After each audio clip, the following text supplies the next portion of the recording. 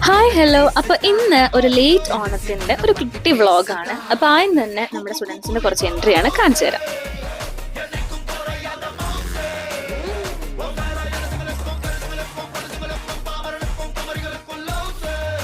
പിന്നെ ഇത് നമ്മുടെ കുറച്ച് സ്റ്റുഡൻസ് ആണ്. അത് കഴിഞ്ഞ് കഴിഞ്ഞാൽ പിന്നെ നമുക്ക് നമ്മുടെ സ്റ്റുഡൻസിന്റെ കുറച്ച് പ്രോഗ്രാംസുകളായിരുന്നു.